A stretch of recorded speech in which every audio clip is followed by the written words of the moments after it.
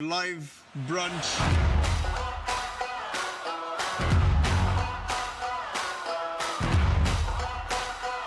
We are live. Welcome to another episode of Live brunch. Live brunch. Live brunch.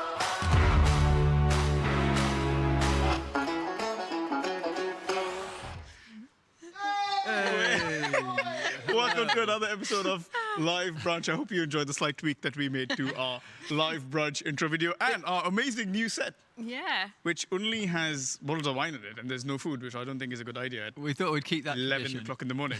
not really do food on live brunch. Keeping with the tradition of not really doing keeping that food going. on Live Brunch.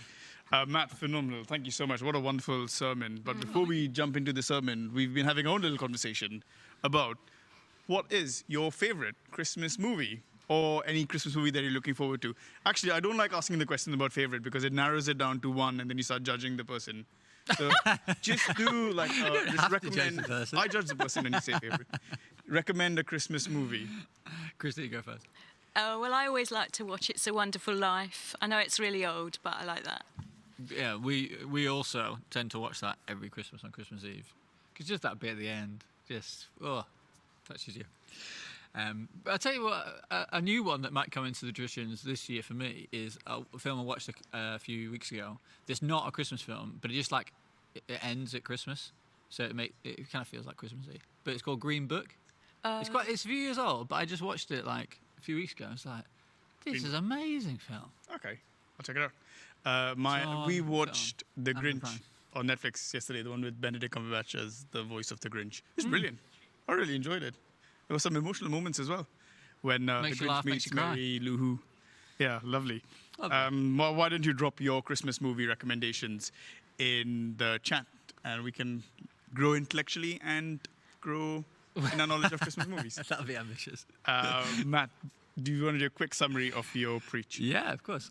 Yeah, so this, in the start of this series, we are thinking about the way in which the incarnation, Jesus coming into the world, makes a difference to the things that we're facing in society right now. So we talked about, I talked about freedom and how obviously we face lots of restrictions with the pandemic, but one of the things that the gospel, the good news of Jesus, is that he comes to free us. And actually the freedom that he brings is from the inside out, that he frees us in terms of by dying for our sin. That's why he's born into the world, to die for our sin, free us from guilt, but also the freedom really comes also from our relationship with God, relating to God in a new way, that it's not even just that we get forgiven, but actually there's a sort of new category of relating to God by the Spirit through the Son to the Father, that is just wonderful, that we can know that freedom in that. And so that's what I was talking about. Superb. Every time I hear the word freedom, I think about that scene in Braveheart. You know, I where mentioned Mel Gibson Braveheart a few weeks ago as well. Is having his guts ripped out and kind of almost nailed to a cross, isn't he? He's got his arm stretched out. Oh, that's he's stretching it out, and he shouts freedom. Which in some ways you can see some parallel with the cross, where Jesus could proclaim freedom with his death. Well, that's another Christmas film to watch. I've never seen it. You've never seen Never seen Braveheart. Wow, Yeah, in for well. a treat, Christine.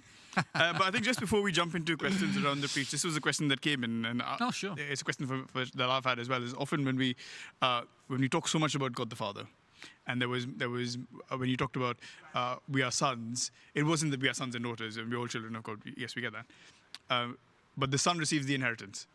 And do you think that triggers or it carries on the rhetoric that the Bible is anti-women and it's all about the father and the son and very man-based, imagery or words, but also sons receiving the inheritance was in some ways what was wrong with our society many years ago, where we felt it was unequal. Yeah. Any thoughts on how would you address people who have that question? Well, I think it's a very understandable question, and I can understand that, especially when you're new to the Bible and looking at Christianity, particularly with the way in which that topic of equality and what that means in society right now, that is a topic that people want to talk about, and quite rightly so. And there's a lot of things that need to be addressed in our society with that. And so I can understand when you come to the Bible, and yes, it refers to God as a father, that sort of thing. that can always this. It's very easy just to say, well, look, that's just another example of where there is inequality. Well, I guess what I would say is, firstly, I think to understand what the Bible has to say about men and women, has to say about who we are, has to say about the character of God, is a huge amount of depth and complexity.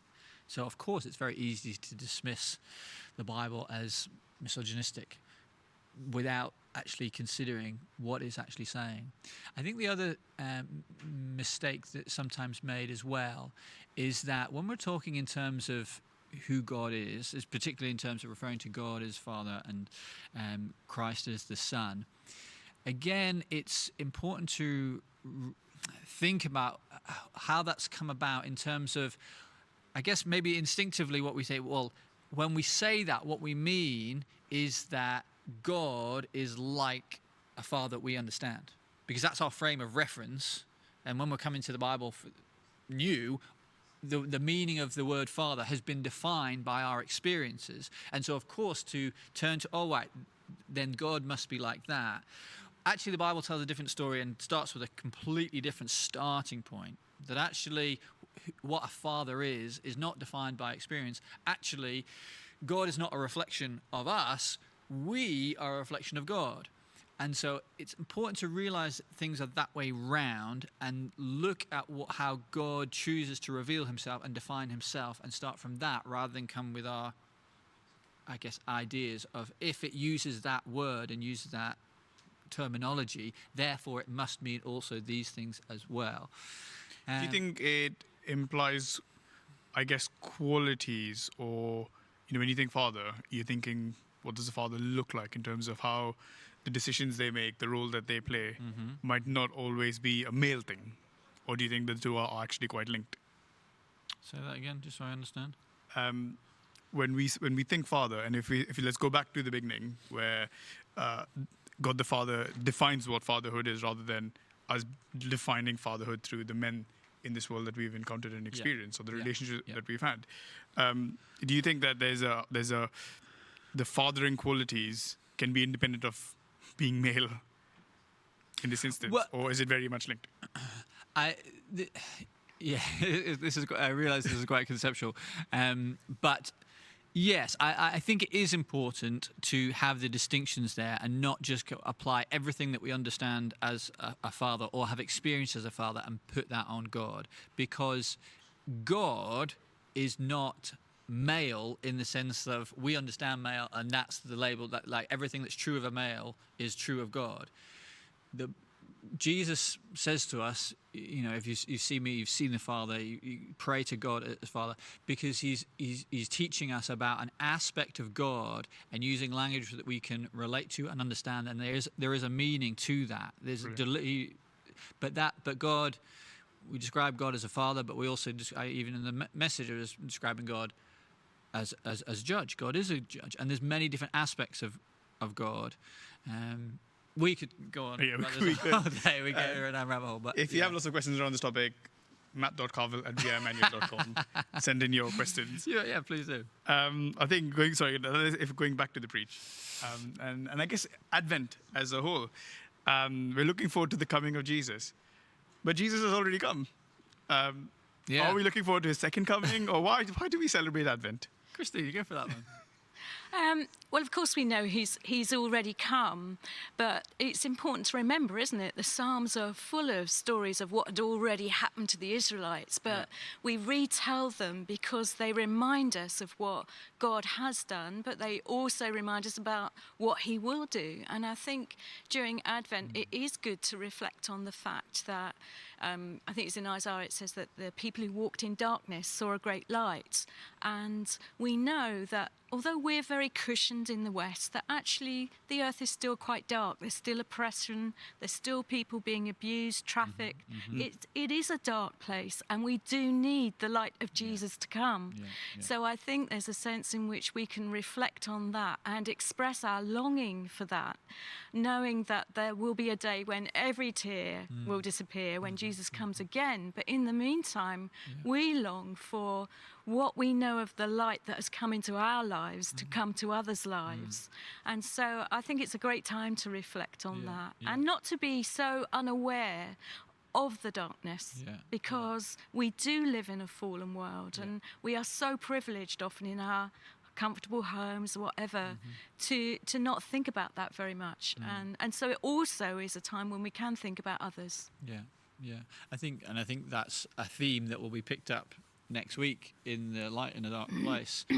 That theme of longing, like it is slightly strange, and sometimes we like to see it in sort of black and white. Are we happy because Jesus is here, or are we longing because he's, for the second coming, that sort of thing? Well, it is both. It is both. We can know the presence of Jesus by the Spirit right now, but also longing and anticipating and waiting and hoping for God and for Christ is a Christian posture. In one sense, that's like a lot to do with what prayer is about. In our prayer life, we can enjoy the presence of God. We can enjoy the truth of who Jesus is. But there's also, Jesus invites us to ask for things and pray and ask for more of his impact in our lives and in our surrounding area and that sort of thing. So. Yeah, I think we can fall into this thing of, it's so nice to feel Christmassy. And I think there's a lot of escapism in that. Okay, and that isn't celebrating Advent. That's wanting to escape, feel gooey in some way, and that's what lots of people are doing.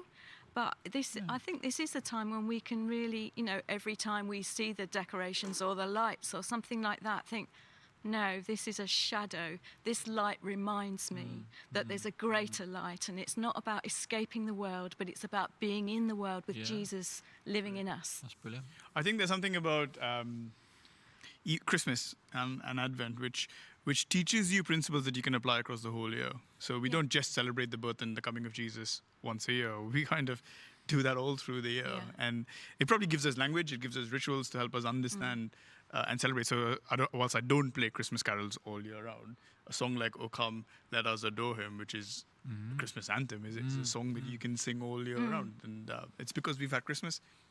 Somebody's written the song for Christmas, we can, or maybe it was not written for Christmas and Christmas has stolen it, but we can think about it all through the year. And maybe there's something about Advent and us learning to long for the arrival of Jesus in the midst of darkness, which darkness doesn't go in post-December. On the 1st of Jan, on 2021, we will still be in the middle of a pandemic, and we will still lose loved ones, and we'll still lose jobs and stuff. It won't go. Sorry if that's a bit of a downer. But I think there's just something about us preparing our hearts and longing for Jesus and just bringing attention to that, which will then carry us across the year. And I think obviously it is a time when we can actually meditate on the Christmas story, and I think you can see new things in it all the time. And I've been listening to an Advent devotional. It's just drawing attention to the fact that God comes to the lowliest of people. He comes to Mary, who's just in this village, nowhere village, and she says, he's seen my lowly estate. Well, how many of us feel like, well, I'm nothing, I'm no one. How can God care about me? And then Elizabeth says, how is it that I could see the mother of Jesus? And then shepherds. Why did it come to shepherds?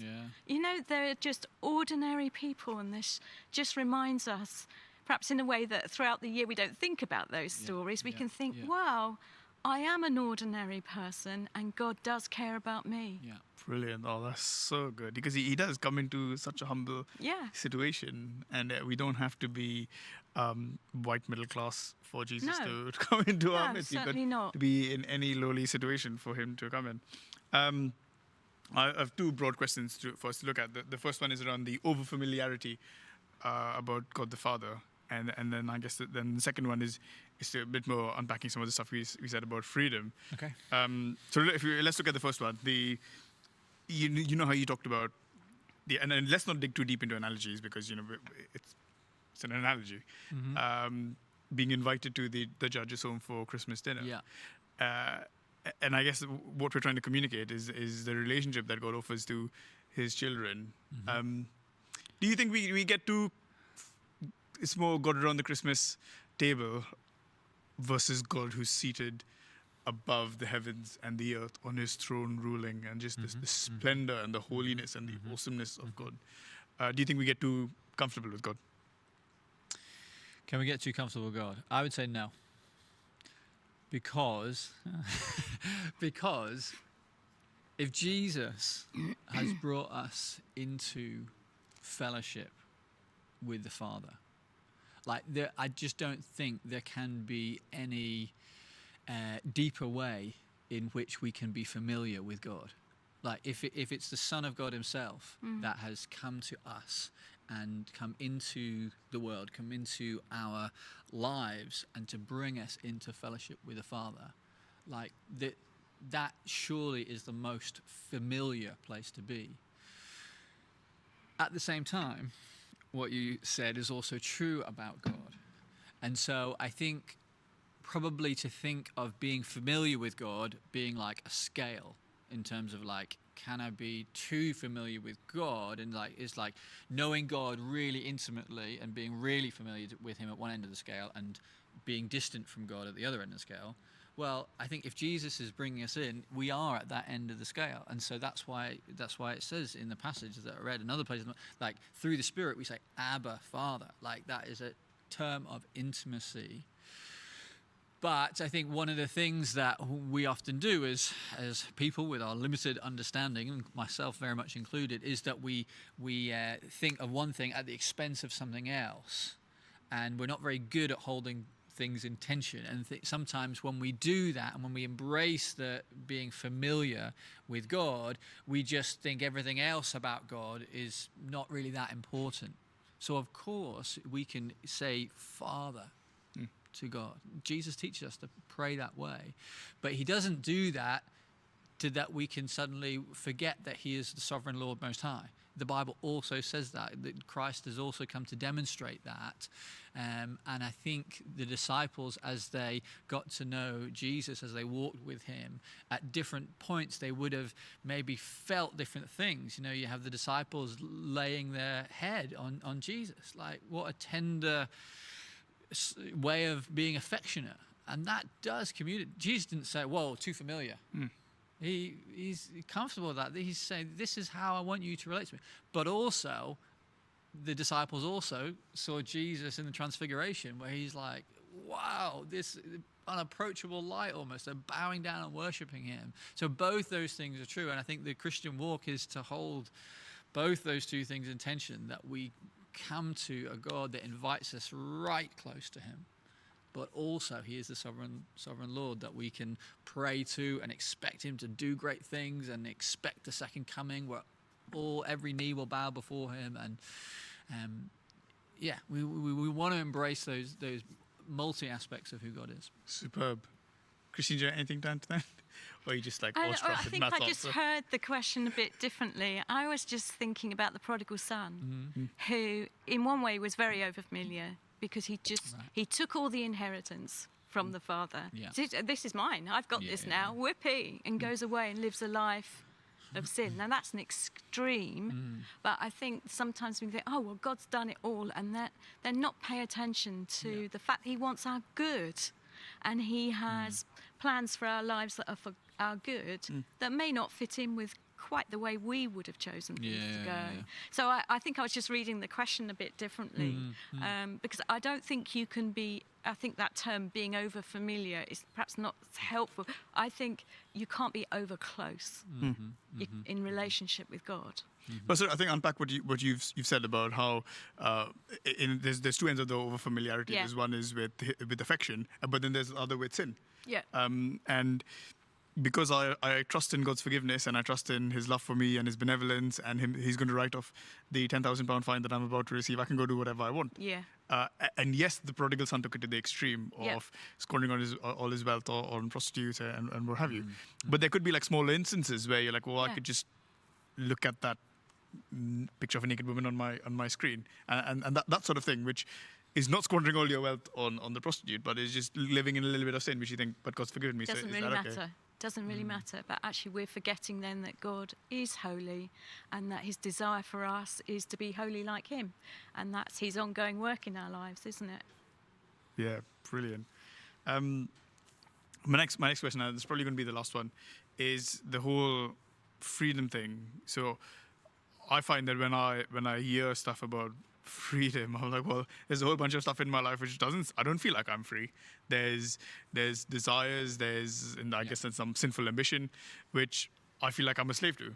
And I don't feel like I've received that freedom. It's not been like this magical transformation. Yes, a lot of things fell away when I became a Christian. And yes, I did experience freedom from a lot of things when I became a Christian. But I don't feel like I'm completely free of a lot of things. I think there's still rear its ugly head in my life. Yeah. Should we pray? And What's your question? How are we not? How has Jesus freed us, but we're not really free still? Yeah. How do we? Yeah. You put it much better than I. Well, I just wanted to make fun of you there. I think that shows and demonstrates that all of us can resonate with that, and that's true for all of us, because the work of God in our lives is a once in a moment and then a progressive work as well. And I guess that was a lot of the last series with Story. What we're trying to bring in is that Christ has freed us, but there's also calls us to follow him, and that there is a progressive. As we see Jesus more, we become more like him, and part of that is being free. And I think sometimes there is it can feel like we are increasingly not free, even as a Christian. You start to follow Jesus, and you think, well, you become a Christian and think, wow, I've experienced this freedom, and there's things in your life suddenly change overnight, and you feel really completely free. Jesus set me free, which is amazing. And then as you go on your life, you realize more and more aspects of your life. Oh, there's not freedom there, or there's still struggle there, or there's, But part of that being an issue is that you realize it. And part of getting to know Jesus is you realize more and more how sinful you are and how much you need Jesus. And you become a lot more sensitive to your sin, don't you? Your threshold for sin suddenly changes significantly. So it can feel like you're less free. Yeah. But actually, that is showing you the path that Jesus is leading you on to bring freedom in those areas. And it's important that we don't just think, well, I'm not free in that area, but Jesus will come again and make it all right. No, actually, there's a path of obedience to walk in. Jesus wants to bring us into more enjoyment of himself that will be greater. But the work of Jesus in freeing us is progressive. But it starts from the truth. It's only the truth of Christ and that applying of the truth by the Spirit that sets us free. And so, again, sometimes we can get into a way of thinking of, well, Jesus has set me free at the beginning. I'm free from the stuff. But then I need to really work really hard, and it's down to me to sort out these other areas of my life that are not free. And yes, Jesus calls us to walk in obedience, but it's embracing more of him. It's seeking more of his Spirit. It's learning from his word, and that truth changing us over time that actually brings that freedom as well. Any final thoughts to add to this, Christine? I just think a real encouragement is that verse that it's God who is at work in us to will and to do his good pleasure. So he is working on us on the inside, not only to want, but actually to do the right thing. And even if we're not there yet, that's still going on in all of us as we submit to him. Fantastic. And the freedom that we have is, I guess, knowing that even when we fall short, he is faithful. Yeah, and he will forgive us and he will pick us up. And we're loved children. We're loved children, aren't we? Yeah. So we're coming back to, it's different. We're not like slaves. We're loved children. Brilliant. Well, I think that's all we have time for this morning. Matt, what's happening next week? We're continuing on this series. Toby is preaching to us, and the aspect that we're thinking about that we've faced as a society this year is race, and how Jesus coming into the world affects how we think about race, how we think about the human race, how we think about life in general. And there we go. Brilliant. So tune in next Sunday morning at 10 o'clock. Share the link with your friends and family, and we look forward to seeing you next week. Thanks so much for joining me, Matt and Christine. Absolute pleasure. Pleasure. And have a lovely rest of your weekend.